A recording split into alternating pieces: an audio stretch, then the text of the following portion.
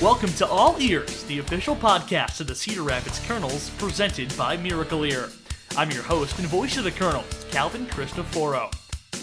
On the podcast, you'll hear from past and present Cedar Rapids baseball influencers, including players, managers, executives, insiders, and more. Cedar Rapids Kernels, let the good times roll.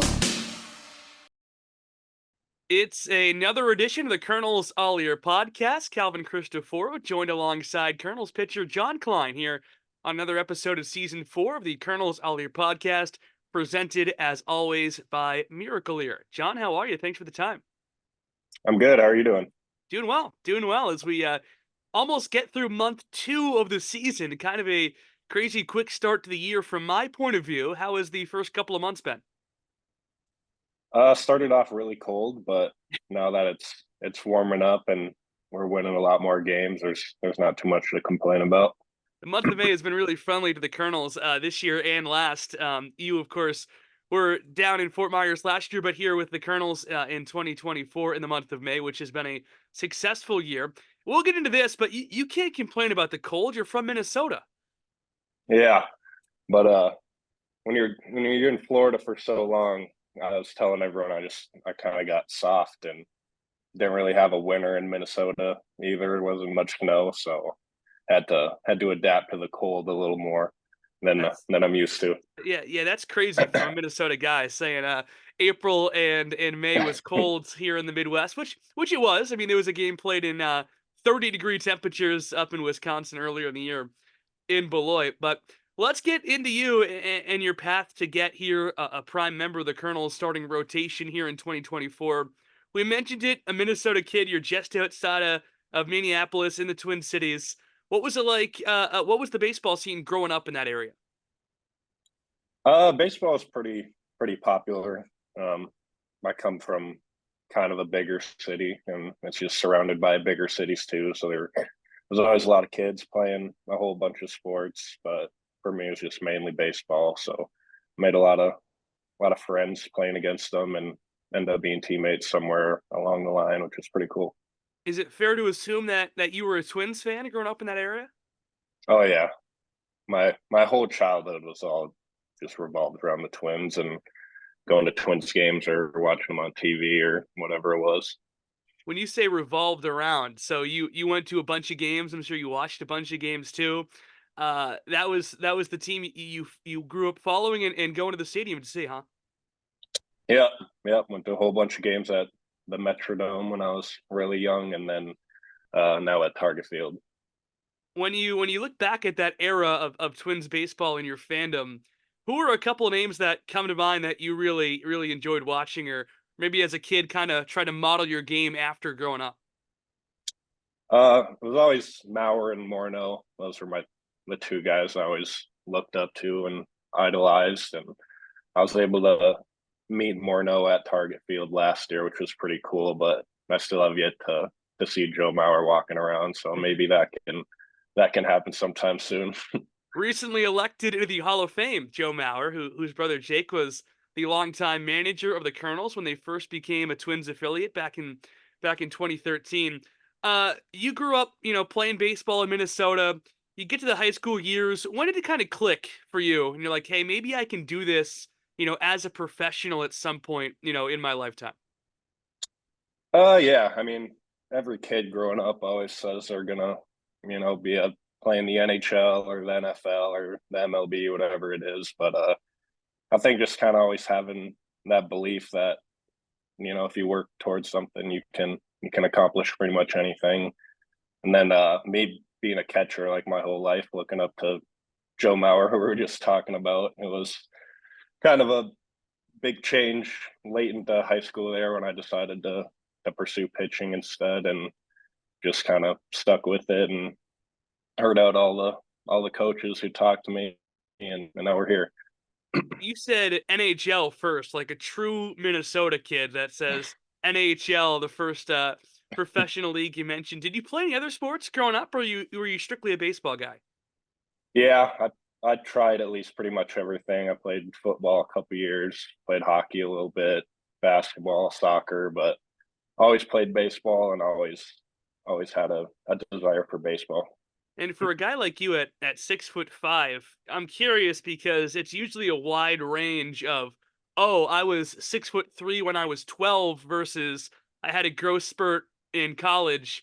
When did you become the 6'5" where you stand today? That was probably like in between my junior and senior year of high school. I was always like the short, little, tiny, skinny kid in my friend group. I always had a high pitched voice. They used to always make fun of me, and then it was just kind of like a 2 month span. I felt like I just came out of nowhere, and everyone was like, "Oh gosh, he's bigger than all of us now." And how did that impact your baseball career? Definitely made catching a lot harder, squatting down all that way, but I was able to make it work, and um, I kind of heard it was nice to be a tall pitcher too, so it all works out in the end. Cedar Rapids Kernels, let the good times roll. Hey, Kernels. Hey, Kernels. Hearing is important to living life to the fullest. That's why inside every Miracle Ear store, you'll find better laughs at family barbecues. You'll find a better life is in store at Miracle Ear when you experience the Miracle Ear exclusive advantage. It starts with our free hearing assessment, plus innovative products that will fit your needs and budget. With free service and adjustments for life, call 319-243-7105 to schedule a free hearing evaluation and find a better life in store. Our local Miracle Ear team is proud to support the Cedar Rapids Kernels. Group outings are a great way to unwind and enjoy a night out, and we invite you to reach out to our group sales staff and see all the options we have. Everybody knows when you're at the game, the good times roll. Hey, Kernels, let the good times roll. Cedar Rapids Kernels, let the good times roll.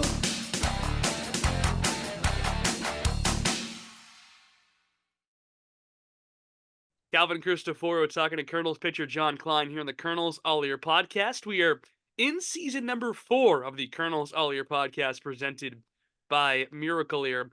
So that growth spurt kind of parlays in with your transition from catcher to pitcher, right? You said around the same time, your junior or senior year of high school.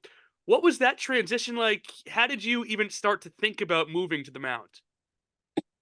I mean, it was always kind of a joke because I never touched the mound until I mean I was like 10 years old, probably the last time I did.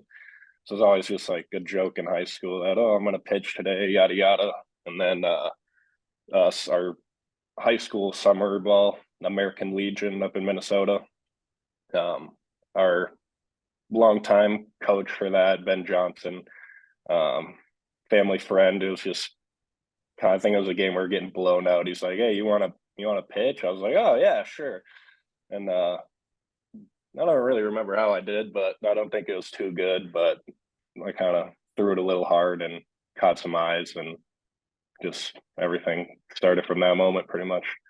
You say it starts from that moment, but how does that go to, okay, I pitched as a joke, we were getting blown out. I was throwing pretty hard, but still it wasn't a game where we had no chance to win, to, okay, now I'm going to pitch in competitive games that we have to win. Yeah, yeah. I mean, I don't know. I kind of just messed around in the bullpen a couple times after that, and dialed in the strike zone a little better, and learned how to spin a couple different pitches, and then it kind of got to a point where it's like, you want to play professional baseball, you might have to give up the catcher's mitt and get on the mound, and thankfully it worked out. Was that something you were reluctant to do? Or is it something you're like, okay, I think I might have a chance to do this for a long time. I'll hop right into it. It was definitely a lot of mixed emotions and different thoughts going around, because I was in kind of like the prime college recruiting time zone for high school guys. So I was just my guy, just find a school and then go from there pretty much. And then had a couple coaches sit me down, and they're like, I think, this could really be something we could take far, and just kind of jumped at the moment. I was like, all right, let's do it. And And you so mentioned just that kind of, college recruitment process. It's different, of course, for everyone, from different areas, different positions. For you, what was that process like? it was good. That was obviously the time I started pitching. So I had some schools reaching out and I'd have to ask, like, you want me to be a catcher here or you want me to pitch for you? And some would say both, some would say one, some would say the other. But I mean, for a 17-year-old kid, it's kind of a stressful time. But I look back now and I was like, those are kind of like the times of your life, just making memories that you'll have forever. And you end up coming down to Iowa to play at Iowa Central Community College. What was the selling point or two that made you pick Iowa Central? It's actually kind of funny. The head coach there, I was kind of had my head set on a junior college in Minnesota. So the head coach there reached out, and I originally told him I was like, "Yeah, I'm not really interested," and kind of all this. And he talked me into visiting. And then I went down there, and it was like a 4-year university. It felt like a kind of a bigger campus for a community college, and you live right on the campus. So it was just kind of like a 4-year college feel, but only a 2-year school. And that's where you build this connection with Kernels pitching coach Jonas Levin, which is a crazy story, the coincidence, and I know it's been told a time or two, but you first meet him, I believe it's your second year at Iowa Central. He Mhm. joins the coaching staff. What was your first impressions of him when he joined the staff there at Iowa Central to be your pitching coach? Yeah, I mean, we had a different pitching coach my freshman year. That when you're a young freshman, just kind of learning the ways, you're like, all right, kind of settled in here, and then they're like, well, we're getting a new pitching coach this year, and so it's kind of like, well, what's it going to be like? And then a couple weeks before I moved in my sophomore year was the first time Lovin called me, and we just kind of just asked, what works for you, what doesn't, what do you like in the past, and all that stuff to get to know each other. And we built a pretty good connection pretty early, and that obviously helps. And that must be something that you were probably reluctant to get a new pitching coach because you make the transition from high school to college. You probably feel comfortable, after 1 year under your belt, you're ready to run it back and improve year two, and there's a change. Yeah, I mean, being such a young pitcher, I was just a sponge at that point, just soak everything up and hear everybody out and try everything. So I was like, I know nothing about pitching, so I'll let these people tell me about it. So I mean, I liked my pitching coach my freshman year and all the stuff he had to say and had us do, but I feel it's beneficial to have another guy come in, and everyone has their different viewpoints and all that stuff on pitching. So it's never hurts to hear more than one option. Because for you, your pitching career's in its infancy when you get to Iowa Central. How did those 2 years kind of build you, maybe a step or two, a brick or two into the pitcher you are today? Definitely. Um, I mean, I was all right in high school, like I said, but obviously I had a lot to learn, and just kind of fully invested myself into everything they had to say, and changed a whole bunch of things mechanics wise and all that kind of stuff, and really just kind of learned how to control yourself on the mound mentally instead of getting so rushed or whatever. And it's not unusual, a catcher to pitcher transition. Kenley Jansen, the first that comes to mind, who's done that at a really, really high level. Do you feel like you had an advantage as a catcher knowing the back end of it, receiving pitches, pitch sequences when you became a pitcher?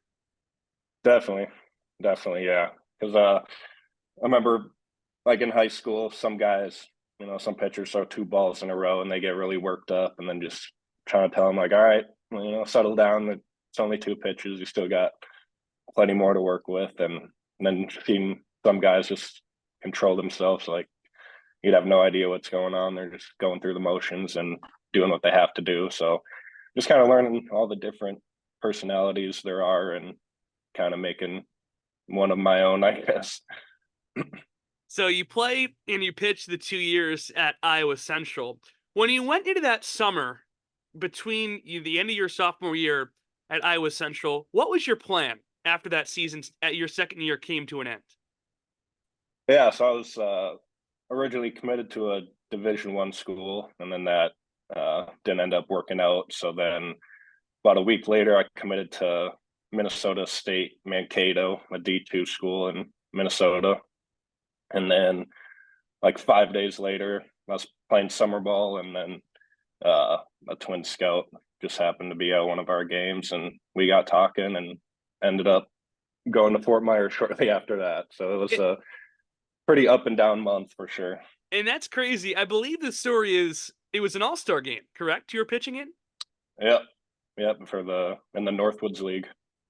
And just take us through that story. What happened? You're pitching to the game, and then what happened?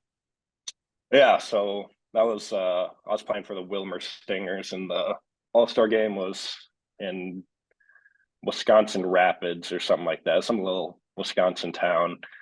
So I think I had like the fifth inning that game. So all the pitchers just got one inning. So I was just in the bullpen doing whatever, and went out pitching my one inning in the game, and then I'm walking back to the dugout, and some of my other all-star teammates like, yeah, there's a guy down there that wants to talk to you. So I was thinking maybe someone came to surprise me, like my dad or family or something, and then it ended up being a twin scout, and we talked for a little bit and ended up making something work. And for you, as someone that grew up a Twins fan, that must have been a crazy, surreal thing. Oh yeah, yeah. My girlfriend, she was there too, and I was texting her. I was like, I just talked to a twin scout, and I think it took me like 20 minutes to type that out because I was shaking so much and just couldn't believe what was going on. And you said you were in Fort Myers, rather quickly after that. What is the process like from, you know, getting talked to in the dugout of a game to now going to the complex? It's pretty quick. They me and the scout originally talked, and then followed up with each other a couple days later and agreed to a deal. And then I ended up getting COVID like 2 days before I was supposed to go, so I had to wait like 4 days or something. I had to have like 2 negative tests in a row, so it took like 4 days, and then I eventually got down there. So I mean, I'd say it's about a week, maybe a little less. You get to pack all your stuff, say goodbye, and start your new career. And this is the summer of 2022 when you get down there and you officially throw 2 innings in the Florida Complex League. What was the back end of that summer like? I mean, I'm sure you're doing more than just throwing 2 innings. But what was that first trip to Fort Myers like for you? It was definitely hot. Being down there in August, that was the main thing I noticed, and it wasn't too enjoyable. But yeah, you get down there and you just go through all your physical stuff and all that kind of good stuff to make sure you're all right. And then yeah, just a lot of learning how they run their system with the strength staff and sports psych and all the different resources they have down there. You just learn all of them, learn all their faces and what they do, and just get going.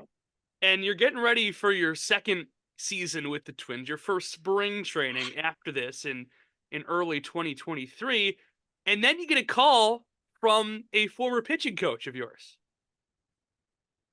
Yeah, yeah. So I'd spent the first probably 4 months out of the year in the Florida Complex League, just trying to figure some things out, and then got called up and down to Fort Myers a couple times, and then ended up sticking in Fort Myers and throwing the ball pretty well. And then at the end of the year, yeah, get the call up to Cedar Rapids to join them for the I'm playoffs. just, curious going back before that. You joined Cedar Rapids at the end of the year, but earlier in the season, what was your reaction when you found out that not only Jonas Levin was a member of the Twins staff, but that you might have a chance to pitch for him at some point?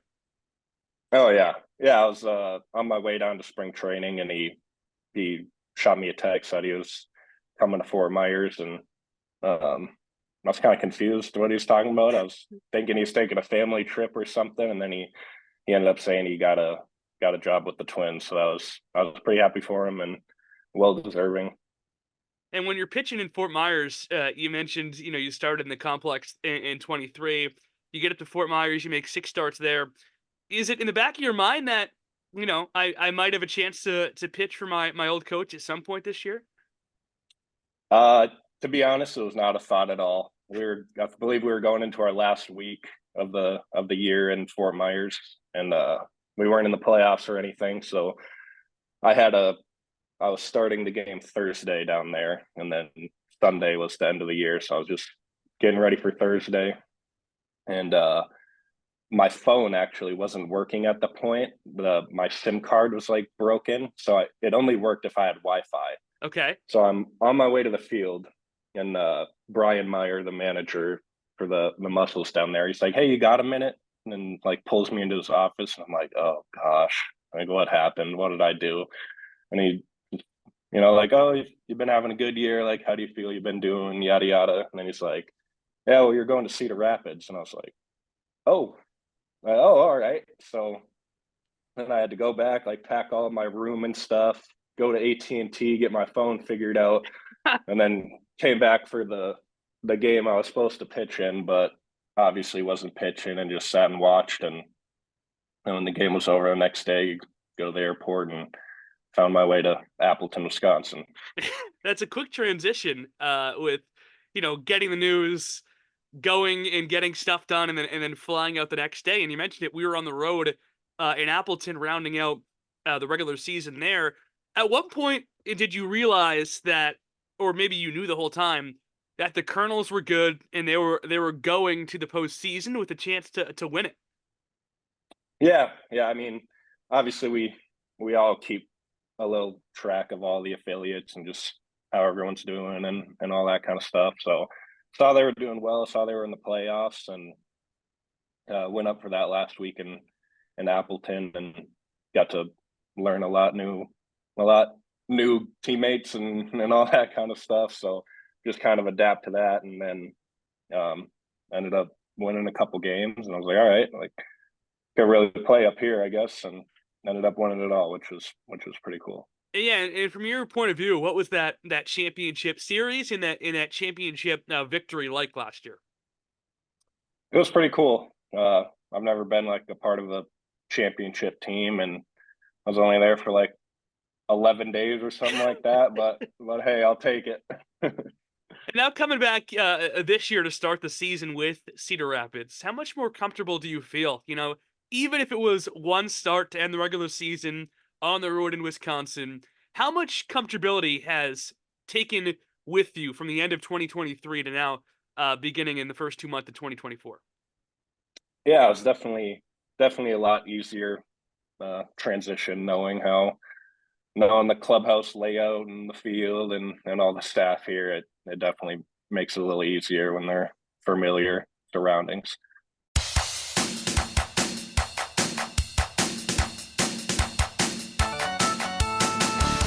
Stay connected with the Cedar Rapids Kernels all year long by following the Kernels on social media. Catch up with the Kernels on Twitter, Instagram, and Facebook at CR Kernel.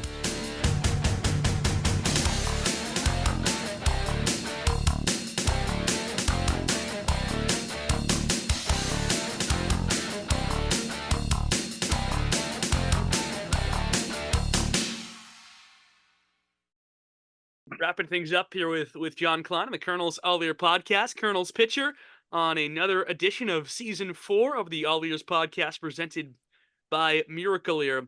I know everybody, the answer is, get promoted, make it to the major leagues. But for your point of view, when you look at it in 2024, put promotions aside and put, throwing no hitters every time you go out there aside.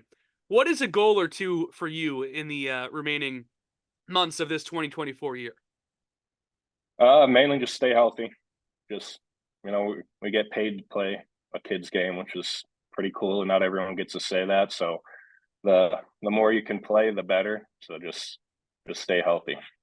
And I know I'm taking up your pregame golf routine time here as we sit on an off day. I'm curious who the best golfer on the team is and why it's you. Definitely not me. Um, I've never golfed with Dylan Tatum, but I heard he can swing it pretty well, and he takes some money from guys. So maybe after a couple more rounds, when I get a couple swings figured out, I'll talk him and do a round with him. Well, you haven't swung the bat in a long time, moving now to pitcher from a position player. I'm sure it's interesting swinging again in a golf Yeah, swing compared to a baseball swing. yeah. I mean, I hold my own out there, but obviously not a professional, so I'll lose a couple balls around. But the less we lose, the better. Who's the best golfer in your group then, if you've never played with Tatum, who is supposedly the best? I usually go with uh, Keone, Bischoff, and Salas, and I'd say we're all pretty fair, even skill wise. It'll just be one guy will hit a pretty decent shot, and it'll kind of just solidify the round right there. So we all have our days. I don't know if I can point anyone out. Well, I heard through the grapevine that Tatum was the best golfer, but Cavaco is very convinced he's a close second. Are you saying that's not true?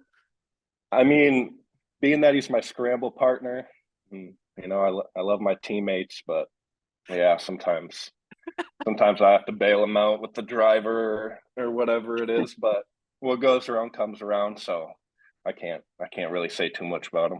And here's our famous last question, which we should get a sponsor for on these podcasts. I like to round out every podcast with the player by asking him the bus question, which started last year.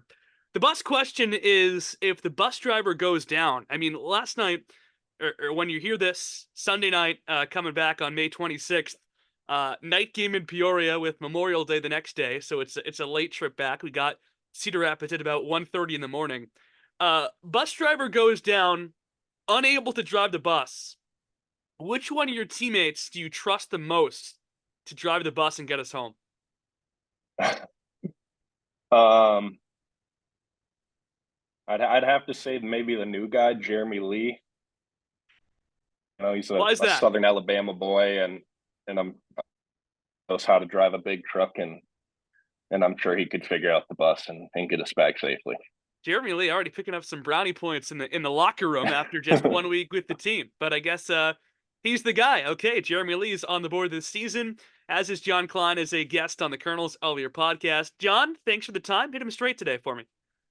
Thank you. I appreciate it. All right, have a good one. That's another edition of the Kernels All Year podcast presented by Miracle Ear. Invisible Hearing Solutions for ultimate discretion. Miracle Ear is here to help, so you can find a personalized solution that fits your needs, lifestyle, and budget. Miracle Ear has over 70 years of expertise and over 1,500 stores nationwide. Make a sound decision. Call 1-800-MIRACLE now and book your free hearing evaluation. Your local Miracle Ear team is proud to support your Cedar Rapids Kernels. Enjoy the game.